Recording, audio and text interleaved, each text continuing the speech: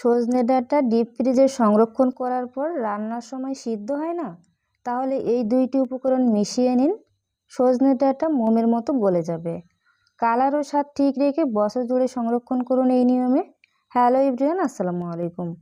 সজনে ডাঁটা এমন একটি সবজি যা বাজারে অল্প কিছুদিন পাওয়া যায়, তাই সংরক্ষণ না করে কোনো উপায় থাকে না।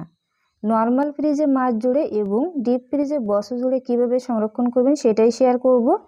কিভাবে সংরক্ষণ করলে কালার ও স্বাদ ঠিক থাকবে এবং রান্নার পর শক্ত হবে না, মোমের মতো গলে যাবে, সেটাও শেয়ার করব। আশা করি এই নিয়মে সংরক্ষণ করলে কালার ও স্বাদ অটুট থাকবে। তো চলুন তাহলে দেখে নিই আজকের ভিডিওটি। এখানে আমি 1 কেজি পরিমাণ সজনের ডাঁটা নিয়েছি। এগুলোকে পানি দিয়ে পরিষ্কার করে পানিটাকে শুকিয়ে নিয়েছি। যেহেতু নর্মাল ফ্রিজে সংরক্ষণ করব, এজন্য এমন শেপে আমি এগুলোকে কেটে নিয়েছি। এখানে বাসায় পড়ে থাকা একটা কাগজ নিয়ে নিলাম। খবরের কাগজ নিলে হবে বা বাসায় পড়ে থাকা যে কোনো কাগজে কিন্তু এভাবে মুড়িয়ে নিতে পারবেন। ফ্রিজে নর্মালে কোনো কিছু রাখার পরে দেখবেন ভিতরটা ঘেমে কিছুটা পানি পানি ভাব চলে আসে। সেই জন্য অবশ্যই যে কোনো কিছু নর্মাল ফ্রিজে সংরক্ষণ করার সময় এভাবে কাগজ দিয়ে মুড়িয়ে নেবেন, তাহলে পানি ভাবটা সরাসরি ওই সবজির গায়ে লাগবে না, কাগজটা ভিজে যাবে। 1 সপ্তাহ বা 2 সপ্তাহ পরে আপনারা চেক করে দেখবেন, যদি পানিটা এই সবজির গায়ে লাগে সেক্ষেত্রে কিন্তু কাগজটাকে আবারও পরিবর্তন করে দিতে হবে। কাগজে না রেখে এভাবে কিন্তু আপনারা চাইলে শপিং ব্যাগের ভিতরেও রেখে দিতে পারেন এবং অবশ্যই একটা জিপলক ব্যাগ বা একটা এয়ারটাইট বক্সে এগুলোকে রেখে দিতে হবে। তো আমি এগুলোকে এভাবেই রেখে দিব। চাইলে এরকম ছোট ছোট পাত্রেও কিন্তু রেখে দিতে পারেন। আমি এখানে এই জিপলক বক্সটা নিয়েছি। অবশ্যই কিন্তু ভিতরের বাতাসটা বের করে নিতে হবে, যদি কিনা আপনারা এখানে কোনো রকম কাগজ বা শপিং ব্যাগ না দেন। ভিতরের বাতাসটা যদি বের করে নেন সেক্ষেত্রে কিন্তু কোনোভাবে ভিতরে কোনো আর বাতাস থাকে না, আর এর ভিতরে কোনো রকম ঘেমে পানিটা থাকে না। তাই অবশ্যই ভিতরের বাতাসটাকে বের করে নিতে হবে এভাবে করে।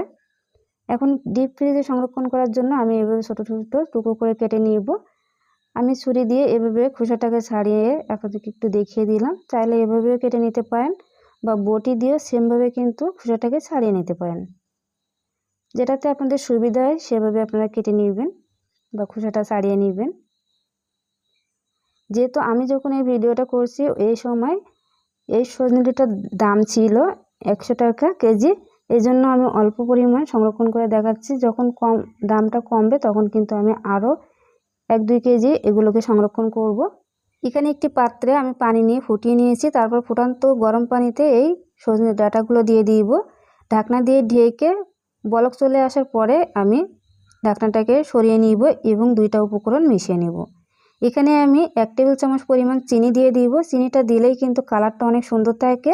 এবং 1/8 চা চামচ দিয়ে দিব বেকিং পাউডার। বেকিং পাউডারটা দিলে আপনারা রান্নার সময় দেখবেন একদম ম্যাজিকের মতো এটা মোমের মতো গলে যাবে।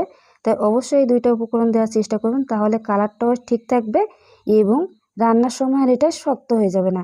বেকিং সোডাটা দেওয়ার ফলে কিন্তু এটা যখন আপনারা রান্না করবেন স্টিকি ভাব হবে না বা রান্নার পরে এগুলো শক্ত থাকবে না, একদমই কিন্তু এরকম নরম থাকবে। এমনি সময় টাটকা যেমন রান্না করেন ডিপ ফ্রিজ থেকে বের করার পরেও কিন্তু এরকম থাকবে। এখন ডিপ ফ্রিজে সংরক্ষণ করার জন্য এটা ঠান্ডা হওয়ার পরে আমি আবারও জিপলক ব্যাগের ভিতরে রেখে দিব।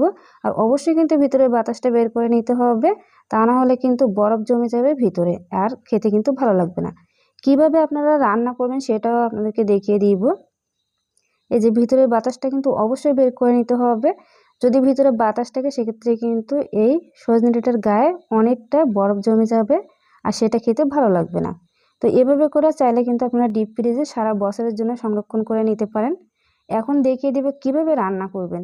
আপনারা যখন এগুলো রান্না করবেন অবশ্যই কিন্তু ফ্রিজ থেকে বের করে সাথে সাথে কড়াইতে দিয়ে রান্না করা শুরু করে দিবেন। আগে থেকে কিন্তু বের করে রাখা যাবে না, তাহলে কিন্তু বাজে একটা গন্ধ আসবে এবং সিদ্ধ হতে চাইবে না।